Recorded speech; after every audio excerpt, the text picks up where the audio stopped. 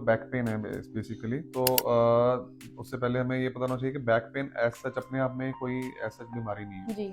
पर ये किसी अंदर चल रही कोई भी बीमारी है हुँ। उसका एक लक्षण है। क्या ये ज़रूरी है कि एक पर्टिकुलर एज के बाद ये विटामिन्स हमें लेने ही हैं?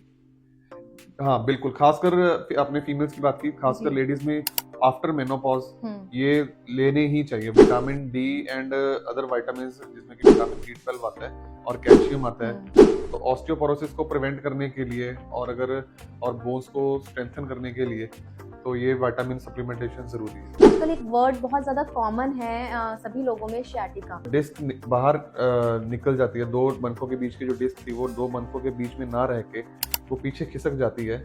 तो वो जो नस जारी होती है टांग की तरफ उसको दबाव डालती है। एक तरफ हम लोग सोचे कि 70 किलो का बंदा है, दूसरी तरफ हम लोग सोचे 100 किलो का बंदा है।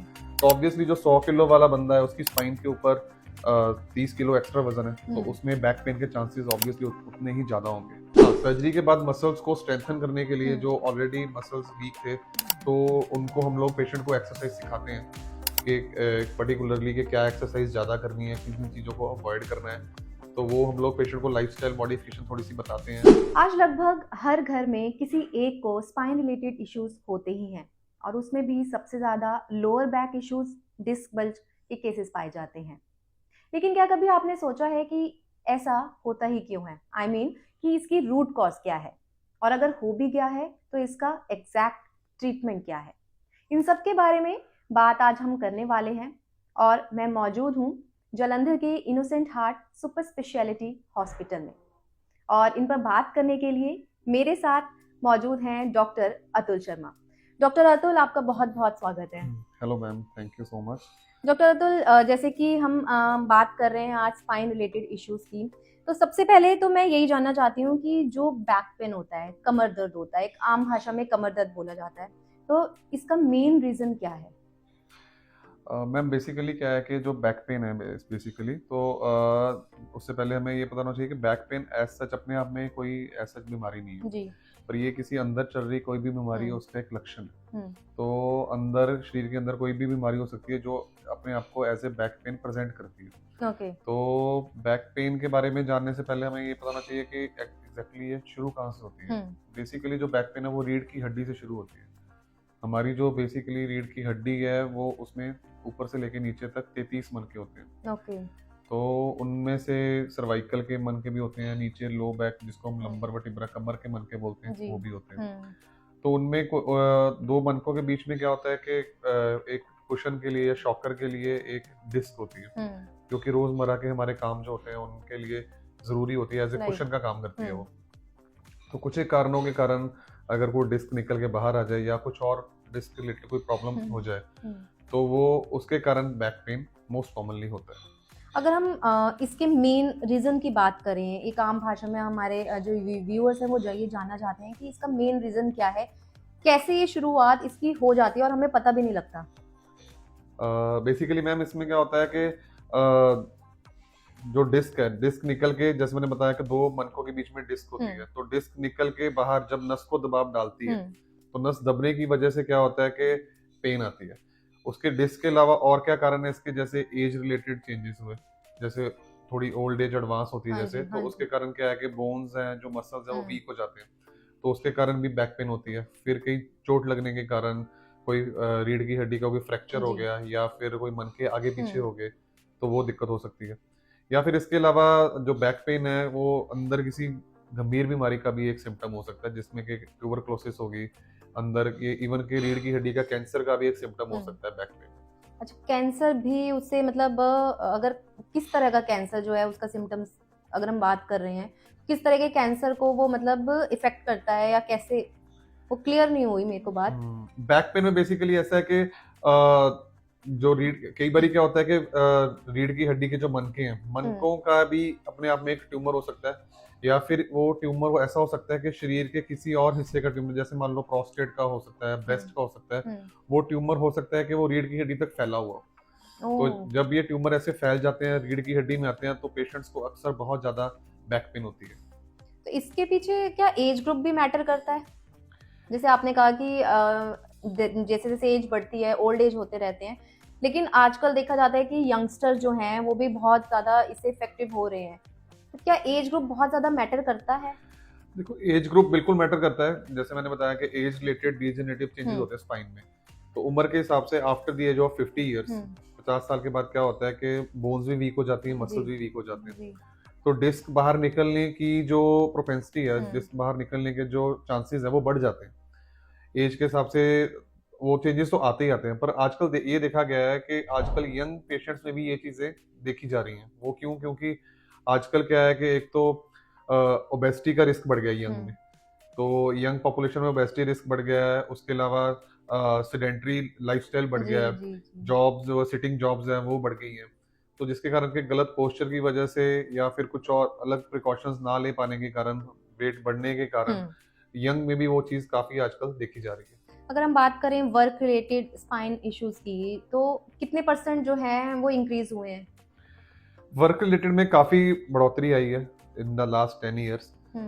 वर्क रिलेटेड में खासकर एक फर्स्ट ऑफ ऑल देखा जाए जो कॉर्पोरेट जॉब्स हैं, जिसमें कि सिटिंग लंबे समय तक किसी भी पेशेंट को या फिर किसी भी व्यक्ति को बैठे रहना पड़ता है बिना किसी ब्रेक के, तो उसके कारण बहुत ज्यादा पेन होती है। और उसके अलावा क्या है कि गलत पोस्चर में बैठना, कई लोग होते हैं कि उनका पोस्चर ही ऐसे होता है कि वो सीधे होकर नहीं बैठते या फिर प्रॉपर लंबर सपोर्ट नहीं यूज करते, उसके कारण भी वो प्रॉब्लम आती है।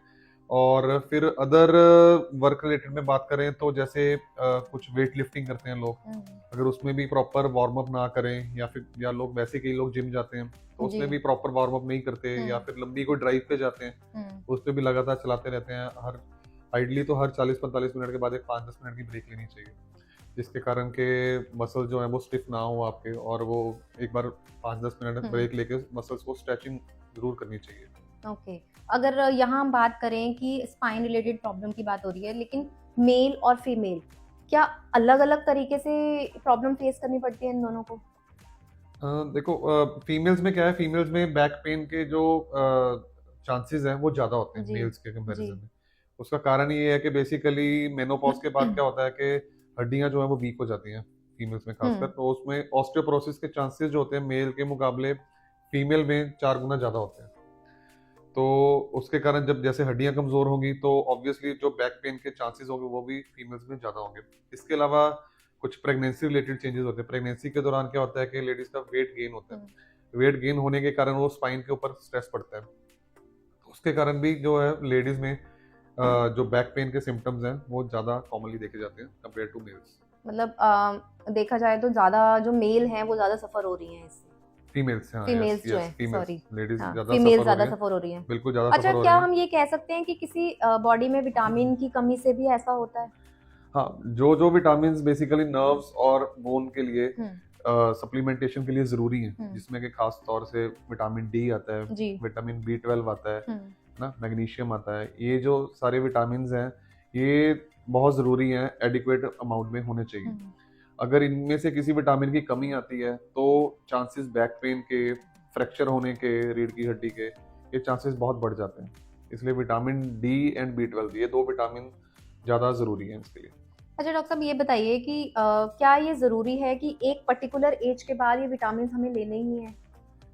हाँ बिल्कुल, खासकर आपने फीमेल्स की बात की, खासकर लेडीज में आफ्टर मेनोपॉज ये लेने ही चाहिए vitamin D and other vitamin, जिसमें कि विटामिन B12 आता है और कैल्शियम आता है।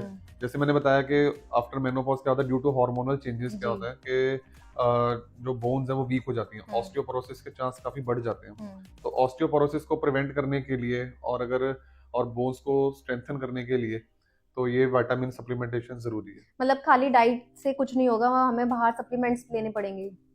एग्जैक्टली, डाइट कुछ एक विटामिन जैसे विटामिन डी बहुत ज्यादा डाइटरी में नहीं मिलता, या तो हमारा सन एक्सपोजर बहुत ज्यादा हो, मतलब आजकल due to jobs and inside work from home में भी है ना, जो सिटिंग जॉब्स हैं उसके कारण क्या है कि हमारा सन एक्सपोजर भी लिमिटेड रहता है, तो विटामिन डी डेफिशिएंसी काफी कॉमनली देखी जाती है।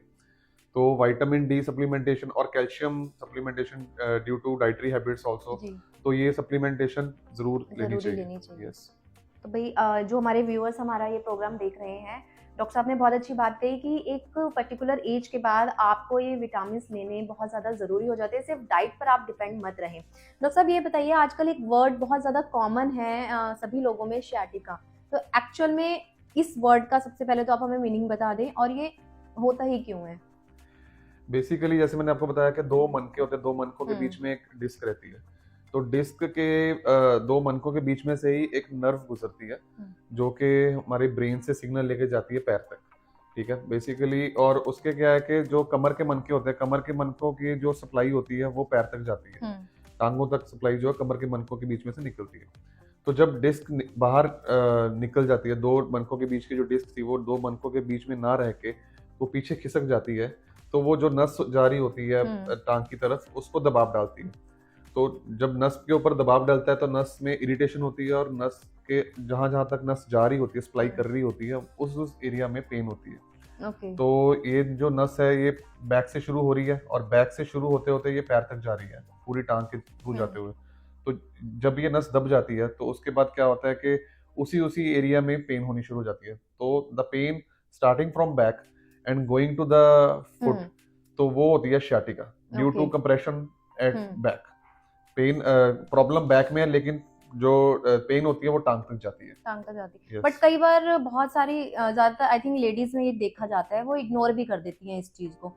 तो हम कैसे समझ पाएंगे कि हाँ ये sciatica की ही पेन है जो मतलब पूरी प्रॉपर तरीके से हमें हो रही है? तो ऐसे में क्या डॉक्टर के पास जाने की जरूरत है? देखो आइडली तो क्या है कि अगर कोई किसी भी पेशेंट को बैक पेन हो रही है और वो नीचे पैर तक जा रही है, तो एक नियरेस्ट डॉक्टर जो कि न्यूरो सर्जन हो, न्यूरो एक्सपर्ट हो या स्पाइन सर्जन हो, उसके पास एब्सोल्युटली जाना चाहिए। लेकिन to differentiate this pain from other pain, तो इससे क्या होता है कि कोई भी पेन है जो बैक से लेके टांग तक जा रही है और आगे बेंड होने पे या फिर पैरों के वजन बैठने से बढ़ती है, तो वो इसका मतलब प्रॉब्लम वो sciatica की वजह से ही है। क्या प्रेग्नेंट लेडीज में भी प्रॉब्लम हो सकती है ये? बिल्कुल, प्रेग्नेंट लेडीज में काफी कॉमनली ये चीज देखी जाती है, क्योंकि एकदम से स्पाइन के ऊपर 10-15 किलो का वेट एक्स्ट्रा ऐड ऑन हो जाता है। तो उसके कारण क्या है कि कोई भी नर्व जो कि स्पाइन एकदम से अंडर स्ट्रेस हो जाती है, तो उसके कारण पेन होती है। मतलब बॉडी फैट का बहुत ज्यादा इस पे इफेक्ट पड़ता है। Basically body fat is the most common factor जो कि बैक पेन के लिए रिस्पॉन्सिबल है। इसको हम लोग ऐसे कह सकते हैं कि जो भी बंदे जो ओबीज हैं या ओबेसिटी ग्रेड 1 में या ग्रेड 2 में भी आते हैं, तो उनमें जो बैक पेन के चांसेस है वो बहुत ज्यादा बढ़ जाते हैं। फर्स्ट मैंने बताया जैसे एज के बाद, एक सर्टेन एज के बाद ज्यादा चांसेस देखे जाते हैं। दूसरे नंबर पे जो मोस्ट कॉमन फैक्टर है वो ओबेसिटी ही है। ओबेसिटी के लिए हम लोग ऐसे कैलकुलेट कर सकते हैं, जैसे मान लो जितनी भी किसी भी एवरेज बंदे की हाइट है, जैसे मान लो कोई 6 फीट का बंदा है ना, तो उसकी हाइट इन सेंटीमीटर हम लोग कैलकुलेट कर लें। इन सेंटीमीटर कैलकुलेट करने के बाद उसमें से हम लोग 100 माइनस कर दें, तो 100 माइनस करने के बाद जो अमाउंट आती है, तो आइडली उतना वेट होना चाहिए। जैसे 6 फीट का बंदा है तो उसकी हाइट मान लो 180 सेंटीमीटर आ गई, 6 feet is equal to 180 centimetre. तो उसमें से हमने 100 माइनस कर दिए तो वो बच गए 80। तो उसका आइडियल बॉडी वेट जो है वो 80 केजी है। तो वो 5 किलो ऊपर नीचे हो सकता है, लेकिन अगर उस बंदे का वजन जो है 90 से ज्यादा है, तो डेफिनेटली वो ओबेसिटी वाली क्लासेस में आ गया और ये प्रॉब्लम करेगा। वो ऑब्वियसली पूरी बॉडी का जो वजन होता है, वेट होता है, वो स्पाइन के ऊपर ही आता है। स्पाइन से फिर आगे लोअर लिम्स में जाता है, नीज पे आता है। तो एक तरफ हम लोग सोचे कि एक 70 किलो का बंदा है, दूसरी तरफ हम लोग सोचे 100 किलो का बंदा है, तो ऑब्वियसली जो 100 किलो वाला बंदा है उसकी स्पाइन के ऊपर 30 किलो एक्स्ट्रा वजन है, तो उसमें बैक पेन के चांसेस ऑब्वियसली उतने ही ज्यादा होंगे। मतलब अगर हम आपने मेरे को बताया sciatica की पेन होती है, डिस्क बल्ज की प्रॉब्लम्स हो जाती है, स्पाइन रिलेटेड बहुत सारी प्रॉब्लम्स हो जाती है, तो अब हम इन सबके ट्रीटमेंट की बात करें तो इनका एग्जैक्ट ट्रीटमेंट कैसे और कब स्टार्ट कर देना चाहिए?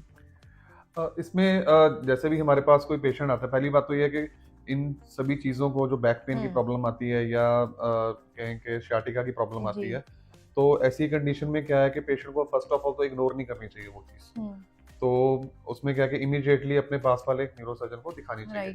तो एक बार हमारे पास पेशेंट ओपीडी में आ जाता है तो हम लोग उसको एग्जामिन करते हैं, हिस्ट्री लेते हैं कि कब से पेन हो रही है, कैसे शुरू हुई थी, कहाँ तक जा रही है। फिर हम लोग उसको लिटा के एग्जामिन करते हैं, एग्जामिन करके देखते हैं, कुछ एक टेस्ट होते हैं जो एग्जामिन करके हम लोग लिटा के पेशेंट को चेक करते हैं। तो उसमें हम लोग देखते हैं कि क्या लग रहा है, ठीक है ना। उसको एग्जामिन करने के बाद वो हम लोग एक डायग्नोसिस बना लेते हैं कि ये प्रॉब्लम मे बी डिस्क की वजह से है, या मे बी प्रॉब्लम फ्रैक्चर की वजह से है, या किस वजह से प्रॉब्लम है। तो उस डायग्नोसिस जो हमने बनाया उसको हम कंफर्म करने के लिए बाद में मे बी एक्सरे या एमआरआई कुछ एक टेस्ट करवाते हैं, तो उसमें क्या है कि एक बार जब एमआरआई हो जाती है या एक्सरे हो जाता है, उसमें क्या हमारा डायग्नोसिस जो है वो कंफर्म हो जाता है। ओके। एक बार जब डायग्नोसिस कंफर्म हो गया तो उसके बाद में हम लोग फिर ट्रीटमेंट स्टार्ट करते हैं। क्या इसका कोई टाइम पीरियड भी होता है कि इतने टाइम पीरियड के बाद ठीक होना शुरू हो जाएगा? आफ्टर मेडिसिन क्या रहता है कि अगर हमारे पास 100 पेशेंट्स आते हैं, 100 हाँ। पेशेंट्स में से 80 टू 90% पेशेंट्स जो होते हैं वो मेडिसिन से ठीक हो जाते हैं, हम्म। या फिर उनका दर्द कम्प्लीटली चला जाता है या फिर दर्द कम हो जाता है। जो मेडिसिन के अलावा क्या ऑप्शंस रहते हैं हमारे पास, जैसे कोई स्ट्रेचिंग होगी, फिजियोथेरेपी होगी, कईयों में बेड रेस्ट की जरूरत पड़ती है। तो इन सब एक्टिविटीज से क्या है कि 90% of the patients definitely better feel करते हैं। जो रेस्ट ऑफ द पेशेंट्स रह जाते हैं 10%, उन्हीं में हम लोग कह सकते हैं कि उनको जो उनको मेडिसिन से भी फर्क नहीं पड़ रहा, तो उनमें क्या कहते हैं कि सर्जरी का ऑप्शन उनको दिया जाता है कि उनमें सर्जरी की जरूरत पड़ती है। मतलब एक मेडिसिन भी आपने दे दी और फिजियोथेरेपी भी दे दी, अगर नहीं ठीक हो रहा है तो सर्जरी करनी पड़ती है। Then option is surgery, yes. Surgery में मतलब कितने टाइम के बाद सर्जरी करने के बाद प्रॉपर ठीक हो जाता है? देखो, सर्जरी में अलग अलग तरीके की सर्जरीज होती हैं, जिसमें कि एक ओपन सर्जरी आती है, फिर एक माइक्रोस्कोपिक सर्जरी आती है जिसमें कि दूरबीन के थ्रू हम लोग ओके। जो प्रॉब्लम होती है उसको ठीक करते हैं। अगर डिस्क हम्म। की प्रॉब्लम है तो डिस्क निकालते हैं दूरबीन के थ्रू। फिर एक आती है एंडोस्कोपिक सर्जरी आती है, जिसमें कि जी। एंडोस्कोप में हम्म। डाल के छोटे से चीरे के साथ ही डिस्क की रिमूवल किया जा ओके। सकता है।